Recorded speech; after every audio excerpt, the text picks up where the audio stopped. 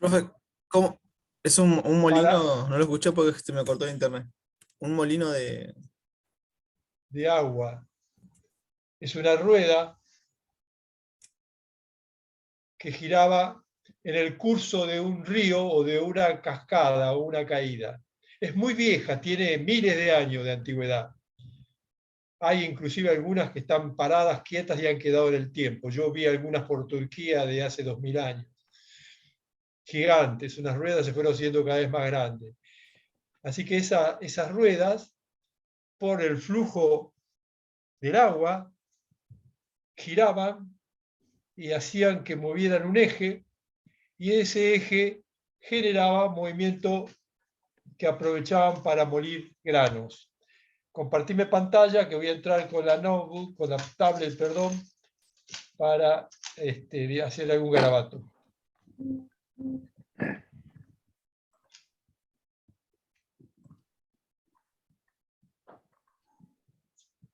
Listo, profe. Sí, sí.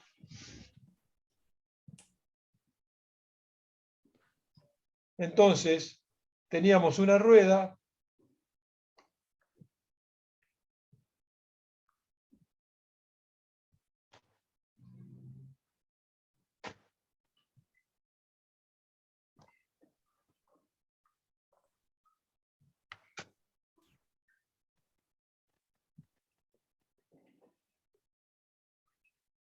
que giraba en un curso de agua, que podía ser una cascada. Y esa rueda manejaba un eje con otra rueda con unos pernos de madera llamados espeque, y esos pernos apoyaban sobre otra rueda con otros pernos paraditos.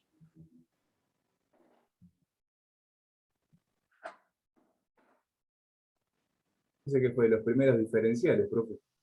El primer engranaje, no diferencial es otra cosa, primer engranaje. Esta rueda de abajo giraba mediante un inserto en una piedra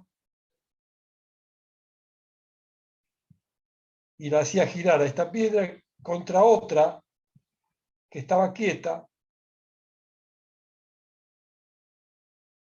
y se tiraba por un orificio que tenía la piedra granos de trigo.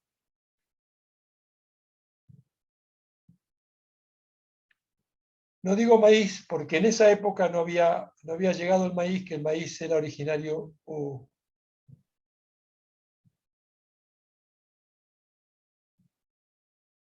Estamos teniendo un poco de delay.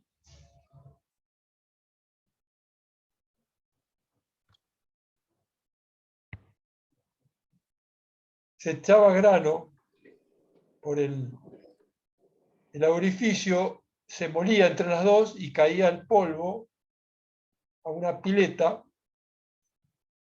con la que se obtenía la harina.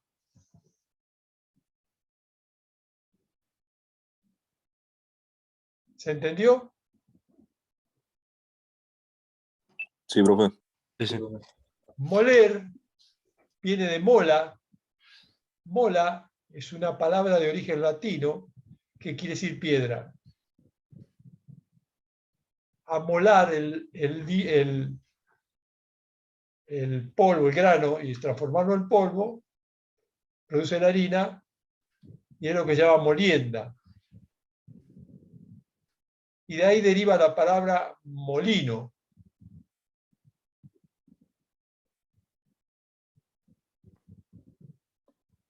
¿Se entendió acá? Sí, profesor. Buenísimo. Borro esto.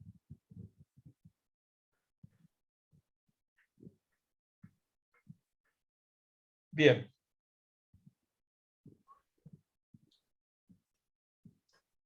Lo que se pasaron los años, esto duró muchos miles de años, hasta que a alguien se le ocurrió que ese molino podía estar puesto en una altura, en un dique, porque se veía que la altura beneficiaba la caída de agua, otorgando más energía. Entonces puso el molino en un tubo, entonces el agua entraba por un orificio, bajaba por el tubo y se descargaba para afuera, y ahora movía el molino en forma vertical. Y acá arriba al molino se le ponía la rueda.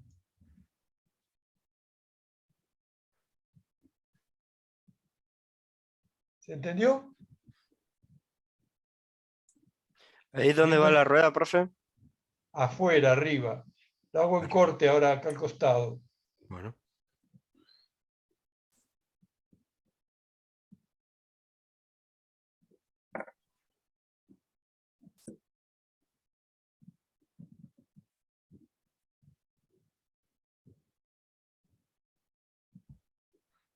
¿Se ve ahora? Sí, sí. Y acá arriba está la rueda. Este señor se llamó Parson.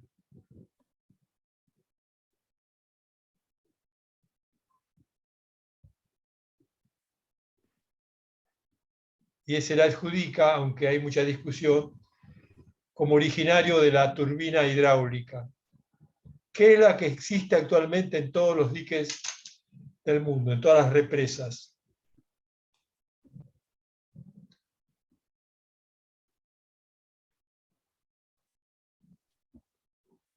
Las represas tienen niveles de agua, que son los que le dan la garantía de suministro, y su margen de capacidad está dado por la altura y el caudal. Si los ríos que invaden el dique no abastecen la represa, empiezan a tener problemas. Por eso las turbinas generalmente, cuando cargan y sobresale la carga, o sea, tienen de más, bombean agua a un nivel superior como reserva.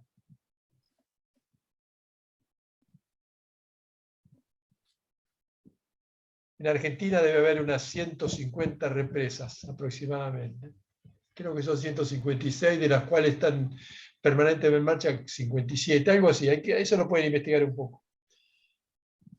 Yo traigo de la memoria de viejas inquietudes que tenía.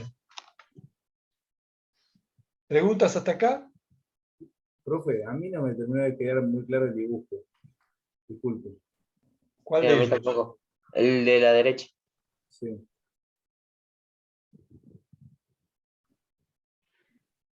Montaña.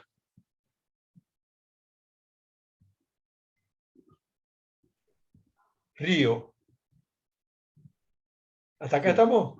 Perfecto. Le pongo una Sí. pared. Le pongo una pared. El río ahora empieza a aumentar de nivel, empieza a estar acá arriba. Y para funcionar rebalsa. En vez de dejar que rebalse, el agua está cayendo por allá, le hago un agujero a la represa y la mando por un tubo para abajo al agua, para que salga por acá abajo. En el camino le pongo una hélice acá abajo. Ya vamos a ver que eso no es una hélice, sino son cucharas. Quiere decir que el agua que entra por el costado, a nivel, va a mover este eje hasta que sale el agua. ¿Hasta ahí entendiste? Sí. Este eje arriba va a tener el aprovechamiento, con engranaje, con lo que sea. Normalmente es un motor eléctrico, es un generador eléctrico. Si yo lo miro de costado, ahora me encuentro que este nivel está acá arriba. Esta es la pared de la represa. Y acá tengo el tubo de bajada. La represa es un paredón que tiene agua hasta cierto nivel. El agua se la hace entrar al tubo y desagota al costado. Y el tubo tiene la hélice abajo. Y acá arriba mueve el generador. ¿Me entendiste ahora, Sí, Ezequiel? sí. Ahora sí, profe. Antes Sería, no- profe, como un encausador, ¿no? Así es, así es. Así funcionan todas. Cuando viajen por Córdoba y vayan al Río Tercero, dique Los Molinos, dique de la Falda. Hay un montón de diques. Córdoba es una de las que más tiene. Van a encontrar siempre esto y van a entender un poco cómo funciona. Tiene además los diques, por si hay un rebalse, en el medio del camino del nivel, el nivel está acá al costado, ¿no? Pero si sigue me va a rebalsar. Entonces tiene un tubo con un agujero que sale al costado, que se llama vertedero. Es el que hace que no se rebalse la turbina, que el agua que está por allá del límite de seguridad se vaya por el vertedero, que sale en la rampa de donde salen las aguas, sale a los costados los vertederos.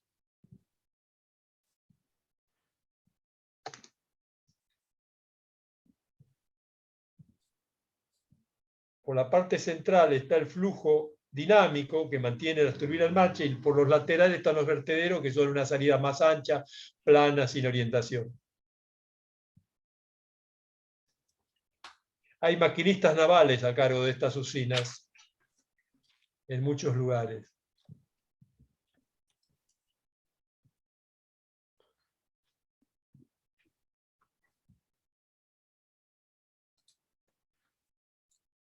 ¿Me siguieron todos, chicos? Sí, Sí, profe. profesor. Sí, profe. Buenísimo.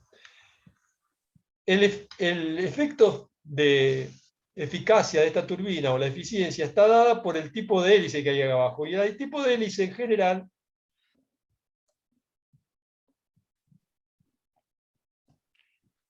son como cucharas.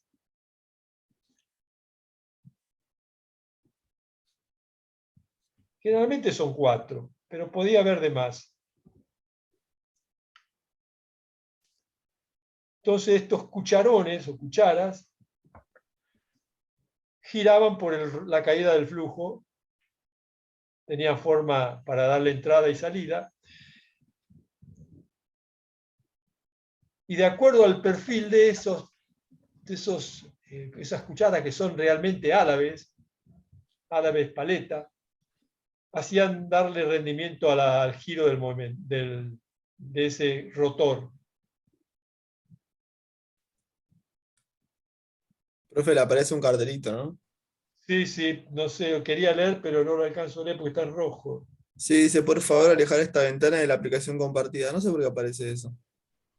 Nadie hace nada para que aparezca eso. Y lo malo es que va a jorobar todo el tiempo.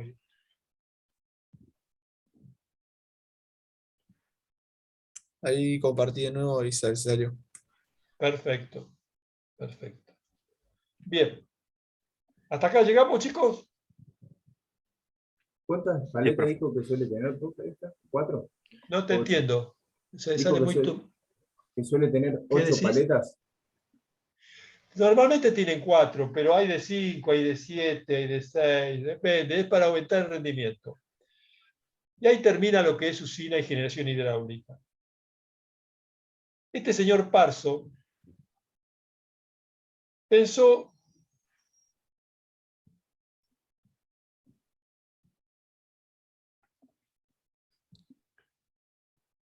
está respondiendo poco el mando de internet.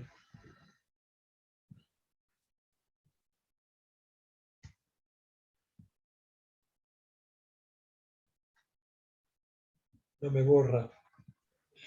Nada, no me borra porque voy a hacer pantalla.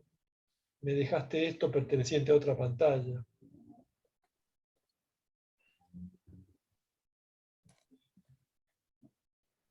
¿Quiere que borre todo eso? Sí, claro. Estaba en la pantalla que sacamos y entramos con una nueva. Entonces probablemente por eso no me Ah, recibe el igual mando. es la misma pantalla, profe. La pantalla es la misma, pero está guardado ahora. Quedó algo más ahí. Ahí lo borro de nuevo. Ahí está. Bueno, sigamos. Parson pensó, ¿qué sucede si en lugar de mandar agua mandamos vapor? Ahora era una complicación, ya no hace falta el agua, porque decía con el agua puede ser que nos varíen los flujos, que no tengamos o haya lugares donde no hay agua. Digo, si pusiéramos eso en un eje con álabes y le mandáramos vapor, tendríamos el mismo resultado horizontal.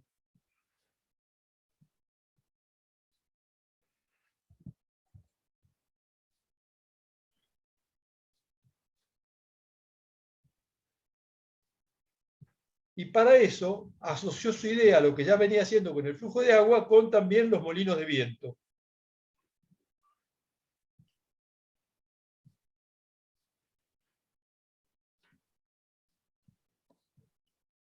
Donde se vio muy bien el tema de cómo el perfil de la paleta del molino daba la posibilidad de aumentar o no la velocidad del molino.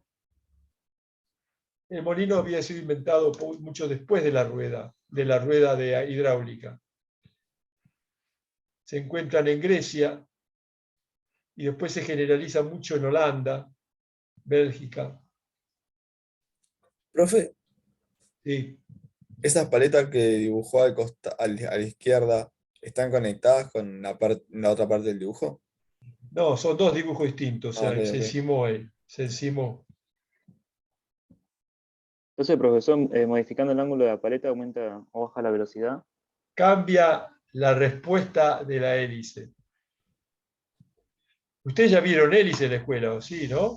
No, Este año nos Ah, toca, profe. si quién será de Adrián Ferrini, me parece, ¿no?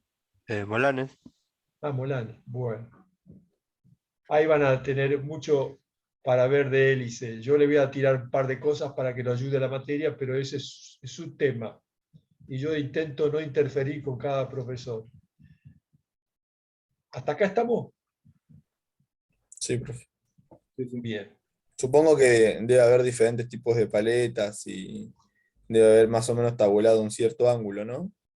Esto es aparte, ya no es turbina. Vamos a hablar un poquito de hélice. Ok. Vamos a hablar un poquito de hélice. La hélice es un misterio donde empezó, pero por lo menos hay alguna información y algunos grabados en Noruega donde se ve que estudiaron movimientos y llegaron a la conclusión. Si ustedes miran un pez nadando en el agua,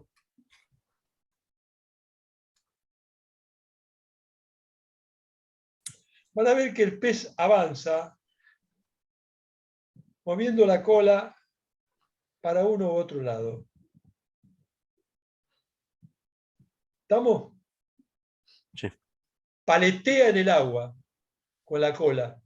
Y con esto tiene el timón.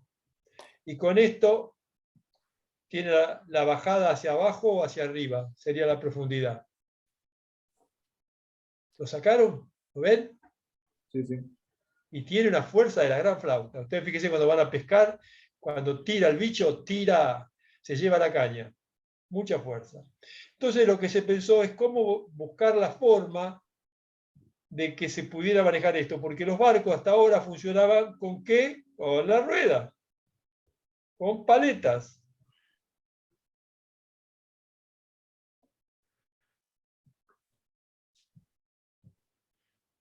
Yo navegué en esos barcos. Estuve a cargo de una guardia en esos barcos.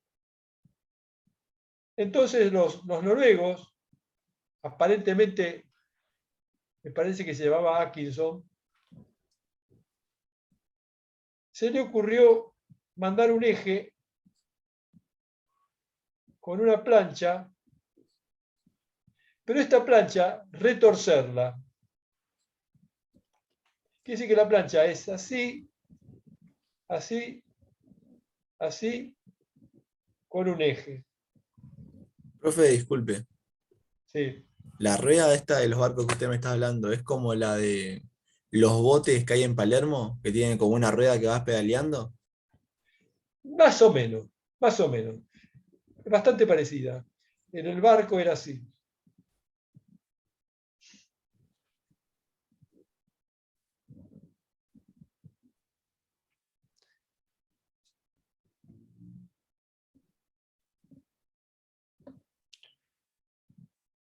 Y el agua está por abajo del eje.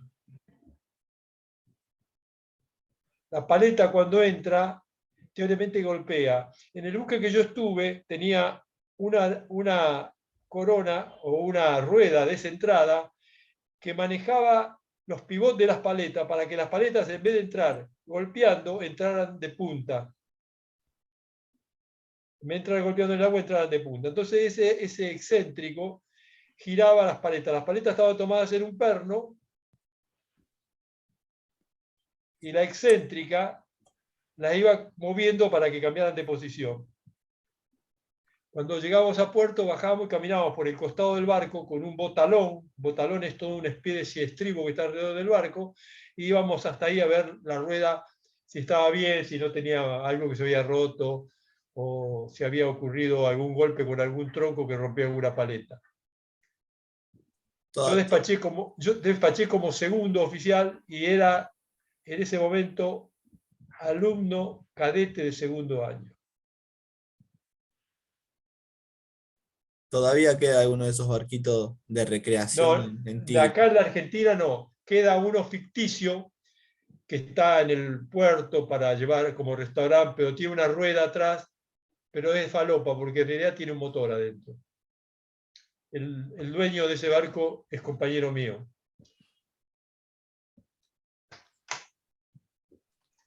Bien, ¿se entendió hasta acá?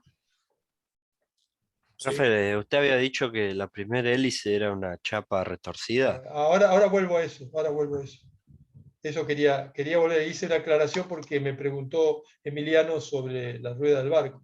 Está bien.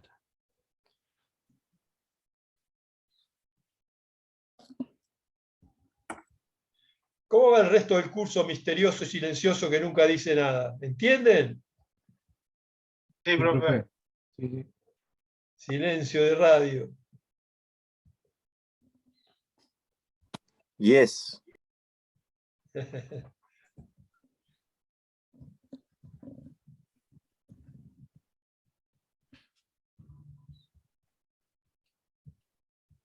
Bien. La chapa que decíamos recién, Axel, es la que ves ahí abajo. ¿Se entiende cómo está? Un tirabuzón sería. Eso es lo que salió. Ustedes van a ir probablemente a Noruega, vayan al museo, se llama Museo Municipal, es inmenso, donde se entregan los premios Nobel. Hay varios lugares Nobel, pero ahí entregan los premios en la ceremonia. Y en los costados tienen grabados, y está grabado esto, que es el principio de la hélice. Yo anduve curioseando por ahí. Profe, si está dibujando, no se está viendo. No estoy dibujando, estoy Ok, hablando. ok. Quiero decir que este eje, ahora sí estoy dibujando,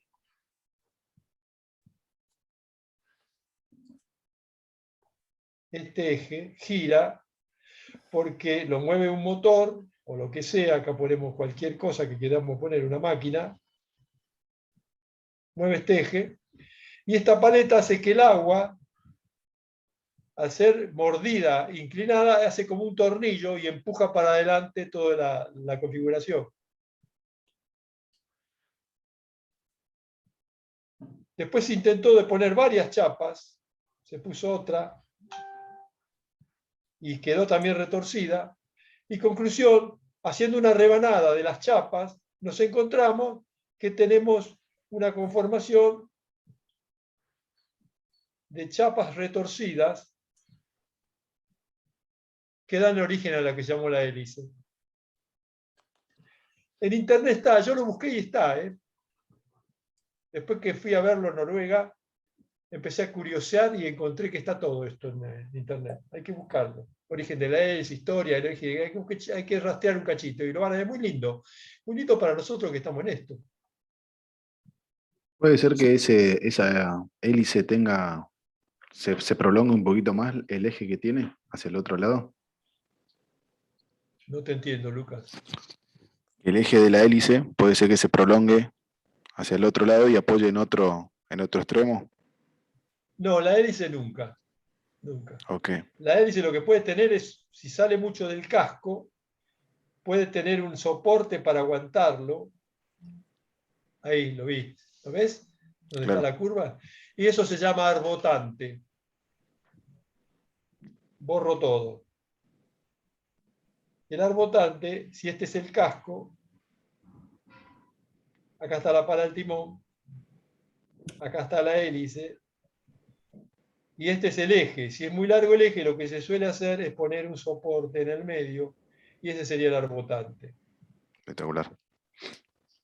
Y la pala del timón se maneja a través de una máquina, que es la máquina del timón, que ustedes ya la vieron.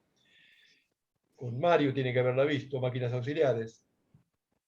Que ahora nos queda pegada a la sala de máquina. Y nosotros en la sala de máquinas tenemos una escalerita para entrar a la sala del timón. Este timón, como recibe el impulso del flujo, golpea contra el flujo de agua contra la pala del timón y vibra muchísimo todo esto. Cuando ustedes van ahí van a sentir una gran vibración en esta sala de máquina de la cámara de timón, que es donde lógicamente se pone generalmente, porque Mann lo inventó así, el amortiguador de vibraciones postizos que vimos en segundo año. ¿Se acuerdan las cajas esas que habían dos modelos, uno más chico y uno más grande? Decía, se colocan en la zona de mayor amplitud de la vibración. Bueno, se colocan en esta sala para generar una vibración opuesta que amortigue la vibración principal. Motivación espejo, ¿no? ¿Perdón? La que se llamaba Para crear la frecuencia espejo, sí, está muy bien. Bien. Una de las cosas que sale de esto, fíjense, lo estamos viendo de arriba. Ahora lo miro desde arriba, perdón, acá de costado. Ahora lo vamos a mirar de arriba. Este es el barco. Acá está la paleta del timón. Ahora lo vemos de arriba.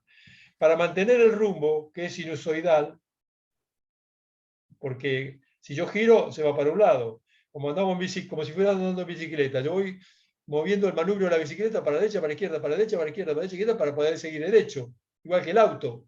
Para eso tiene una rueda el auto para manejar, para poder mover el volante. Tiro un poquito a la izquierda, se empieza a la izquierda, tiro a la derecha, tiro y se me va un poquito a la derecha y voy haciendo un trabajo sinusoidal. En la paleta del timón hace lo mismo para mantener el rumbo. Y la hélice le está tirando agua, y entonces la paleta se pone de costado, le tira agua, y el barco, ¿qué hace? Ahora miro de abajo, se inclina. Es lo mismo que yo estoy con un bote, saco el remo de costado, van a ver, usted está diciendo remo ya, ¿no? Sí, profe. Si ustedes ven que el bote avanza y clavan el remo, el bote, apoyado en su cuerpo, que apoya en el bote, inclina el bote hacia ese lado. Lo inclina a la izquierda.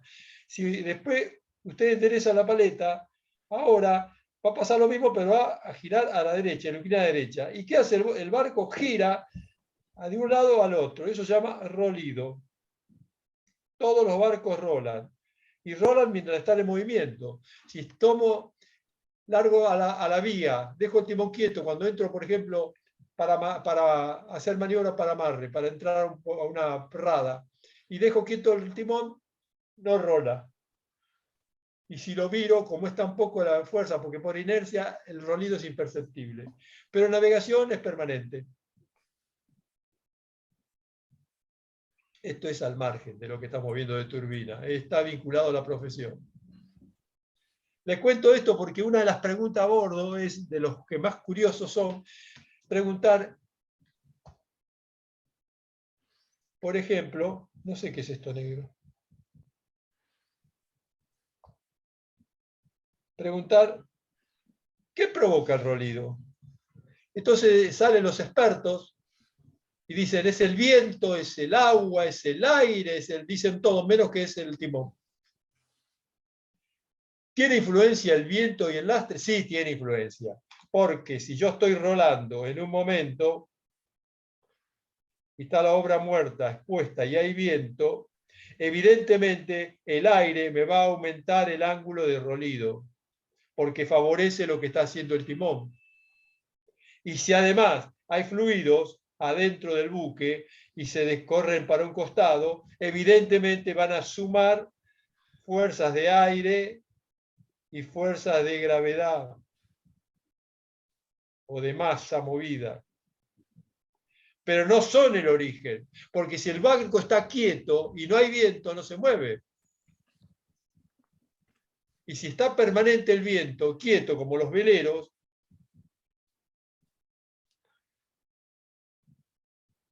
el barco no rola. ¿Por qué? Porque el viento es permanente, no tiene el juego del timón, está al aire, está directamente quieto.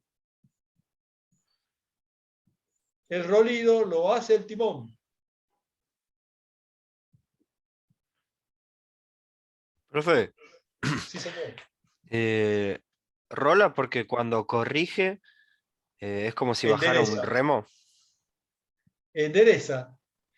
No, cuando bajo el remo es cuando hace fuerza. Eso lo conté para ver por qué inclina.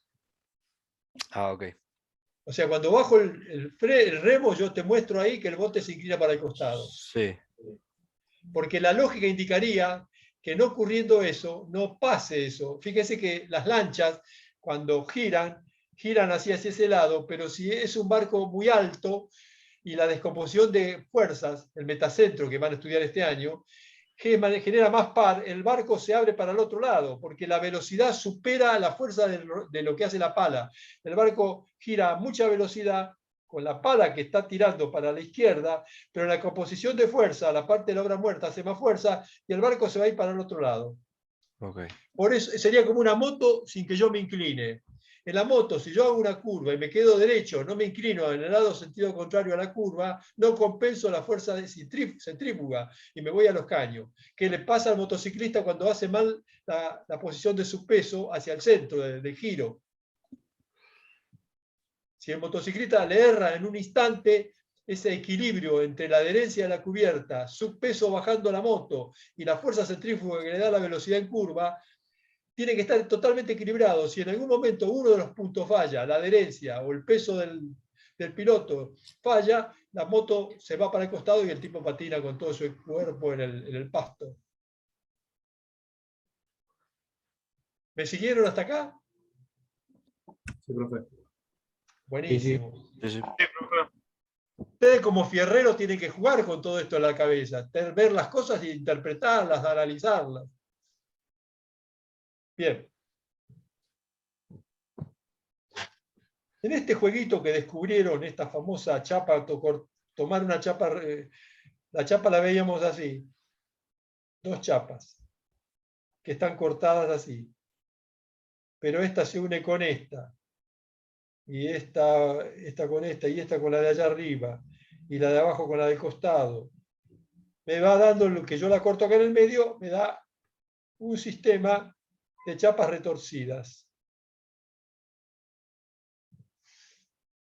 ¿Qué es la hélice? Entonces después con el tiempo se descubrió que esa chapa, si es cuadrada, tiene zonas de desperdicio acá en el medio, que son las puntas, donde generan zonas de presión. Entonces lo que se intentó es redondear las puntas para que no generara torbellinos, que fuera o fluidamente, hidrodinámicamente no resistente.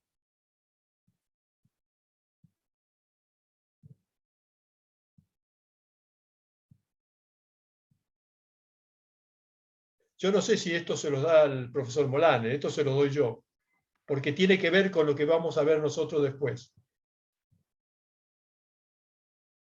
¿Estamos hasta acá? Sí, profe. Vamos a entrar un puntito más complicado. Cuando yo tengo una rueda que gira y tiene un fluido que golpea, nos vamos a encontrar que esa presión que recibe el fluido cuando golpea es diferente de acuerdo a la distancia que tiene la incidencia con respecto al centro. ¿Y por qué diferente? Porque la fuerza es proporcional a la velocidad periférica. Pues en realidad es función de la velocidad periférica. ¿Por qué? Porque cuando yo giro esta rueda, la velocidad periférica a esta distancia es 1. Cuando voy más arriba es V2. Cuando voy más arriba es V3. Cuando voy arriba es Vn. Quiere decir que la velocidad periférica está en función del diámetro.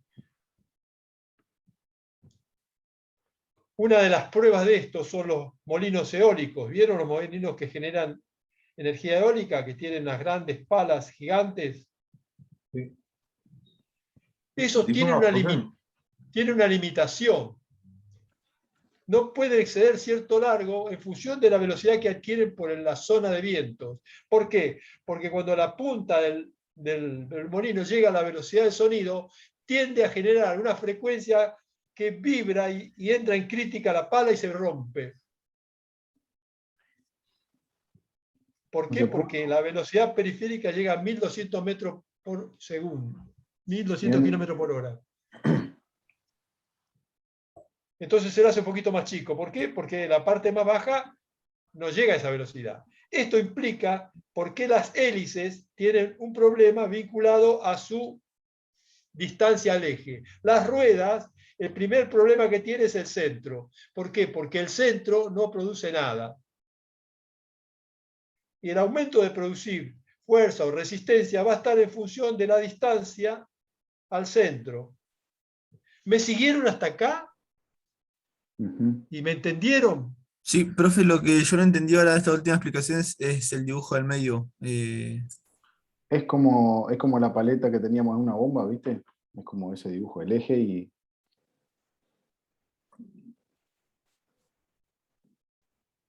Vamos de nuevo. Yo hice una paleta sola, pero puede ser muchas paletas.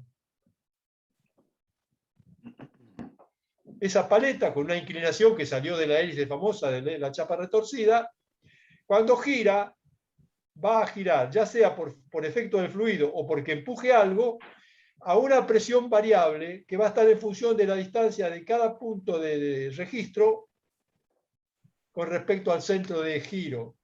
¿Entendiste ahí? Perfecto, sí, ahora sí. Y yo puedo tener muchas paletas y todas pueden tener el mismo problema.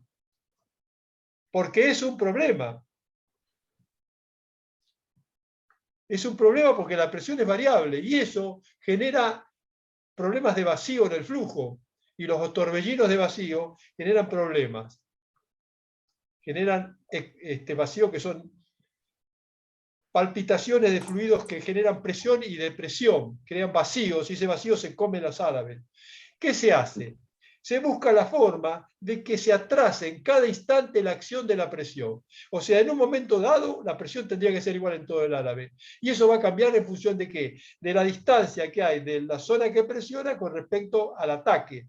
Por eso, las hélices se las retuerce.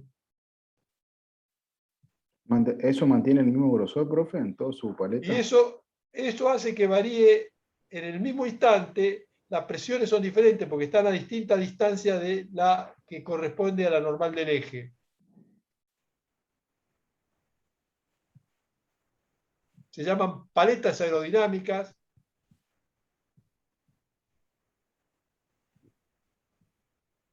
Y se dice que son de paso variable.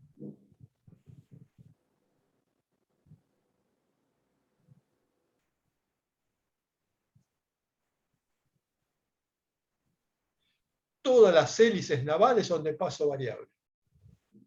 Todas. Profe, ¿cómo dijo que para eso se hace, o sea, el retorcido, para que en el mismo instante, con presiones diferentes, mantenga qué? La caída, desde el momento que esta está golpeando, acá no está golpeando, no está, va a tardar este tiempo, ya hay un retraso de presión. Ah, ok. Entonces, eso pasa con los aviones. Los aviones al principio de los jets tenían las alas de esta forma.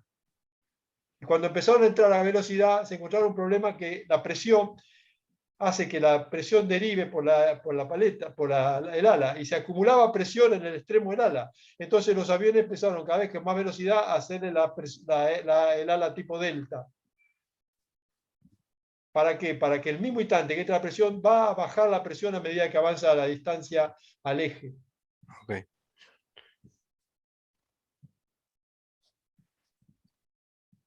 ¿Estamos hasta acá?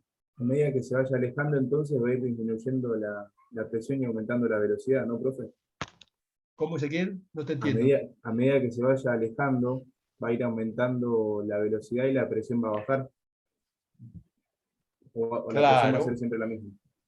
Exactamente, muy bien el razonamiento, Ezequiel, muy bien. Entonces acá sigo para terminar un tema de propulsión que teníamos nosotros, pero que tiene que ver con la turbina. Termino con la parte de propulsión. ¿Qué sucede entonces? Que aparece la forma de que esta hélice tiene distintas posiciones, pero nos encontramos que va a variar la velocidad, porque el motor varía las velocidades, va despacio, baja y todo, entonces va a cambiar el efecto sobre la hélice. Para eso se inventó otra hélice.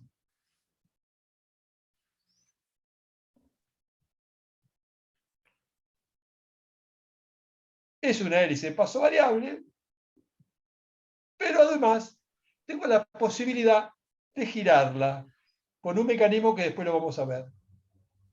Hacemos que gire la hélice, la pala. Y esto se llama paso controlable. Puede ser, profe, que eso hay algunos aviones que lo tienen, Sí, que dice que se ponen todos los las aviones hélices, todos los cuando- aviones de guerra la tienen.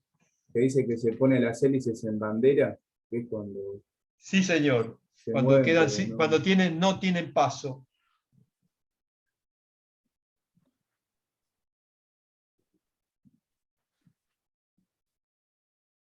Y ahora esto lo hicieron los argentinos cuando se hizo un avión que se llama el Pucará, que se hizo acá en la Argentina, un diseño hecho por ingenieros aeronáuticos argentinos con ayuda de ingenieros alemanes. El Pucará se lo llevó a una exposición en Francia y los aviones pasaban por todos lados. Y el Pucará, en vez de circular directamente a través de la pista frente al palco, se enfrentó al palco y avanzó hacia el palco y quedó enfrente del palco. Y la gente se quedó mirando diciendo, ¿y ahora que va a tener que venir un tractor a sacarlo? No, puso las hélices en reversa y llevó el avión marcha atrás. Y un aplauso genérico en la exposición. Hoy, la mayor parte de los aviones aprovechan eso y lo tienen para hacer algunas maniobras para trabajar en los portaaviones, por ejemplo. Usar la reversa, que teóricamente no se usaba cuando se inventó, y que la usaron los primeros Pucará argentinos. Esto es una anécdota.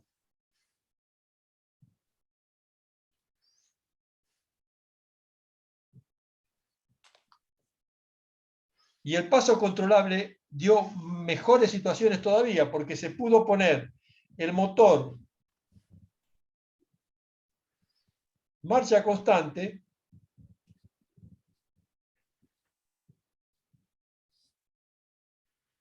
y variar el avance, el despacio, el todo, el marcha atrás, solamente girando las paletas.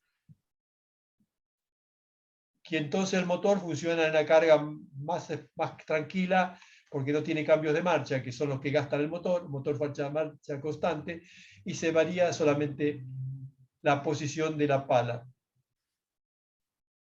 Este método sirvió tanto que después se generalizó para el mando eléctrico.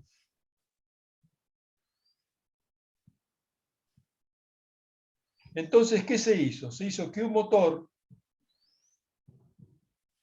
generaba energía eléctrica y movía un motor eléctrico que tenía la hélice con paso controlable.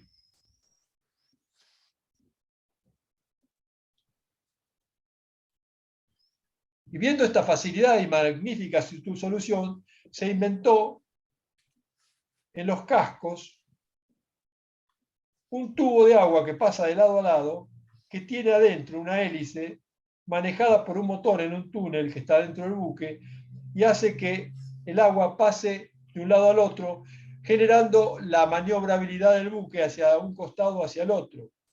Estos se llamaron los thrusters. ¿Eso con agua de mar, profe? Sí, en el mar, en el casco, está de costado. Esos son los motores de prueba, ¿no, profe? A veces suelen tener de los dos lados. Normalmente, en origen, tenían thruster en proa. Después le agregaron a popa. Los grandes cruceros tienen la banda. Y algunos tienen 2 thruster o 3 thruster según la dimensión. Todos esos tienen adentro motor eléctrico. Los más antiguos tienen 2 velocidades. Se comen toda la potencia de la producción eléctrica del buque cuando trabajan. Hace una fuerza infernal.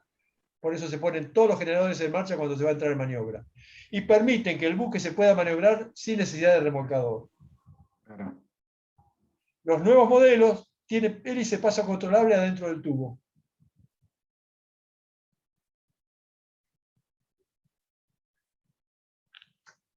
Y otra de las cosas que se inventó, aprovechando esa posibilidad de variar la hélice, es hacer la posibilidad de meter un torpedo debajo del agua con una hélice, ya no tiene más hélice a popa, y este torpedo tiene adentro un motor eléctrico que gira una hélice que se comanda el paso variable por velocidad del motor o girando por electricidad las hélices del paso variable.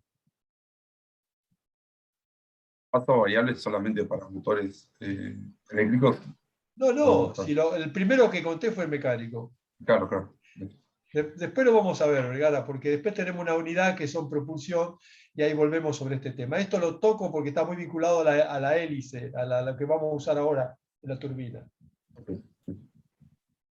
Este sistema último que manejé gira 180 grados, 360 grados puede girar, pero en general gira 180 para un lado, 180 para el otro, y se llama propulsión azimutal.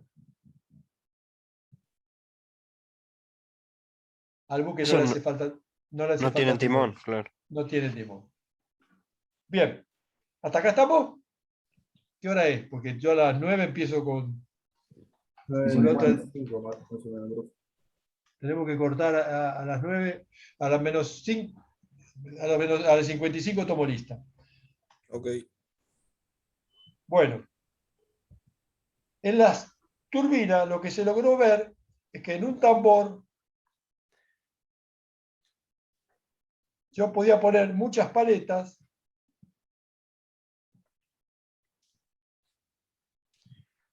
esto se le ocurrió a Parso, echarle un chorro de vapor y hacer girar este eje con todas esas paletas. Entonces después vamos a investigar por qué lleva muchas paletas.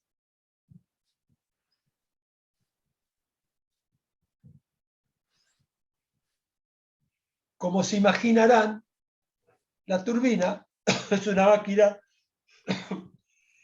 que tiene el movimiento solamente una pieza, contra el motor que tiene cientos y hasta miles de piezas en movimiento.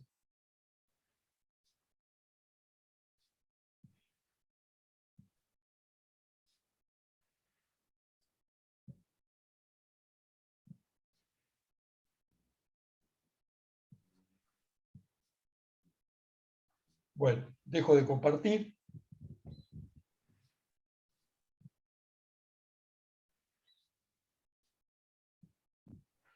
Bien. Profe, Sí. disculpe, le pregunto de nuevo, pero cuando dijo que se retorcían las hélices, ¿era para mantener la presión constante en todos los puntos de la paleta? En los puntos del borde de ataque. Ok. En el borde de ataque. Ya después es consecuencia de flujo, pero lo que interesa es el golpe en el borde de ataque. Perfecto. Todo álave tiene borde de ataque y la salida se llama borde de fuga. Ahí está. Gracias, profe. Bueno, tuvieron bastante hoy, no se pueden quejar. Es interesante. ¿No les parece? Sí, está bueno. Está bueno, profe. Bueno, Está bien, para arrancar el año. arrancar con cosas interesantes, terminar con los numeritos. Siempre vamos a tener numeritos, toda la carrera.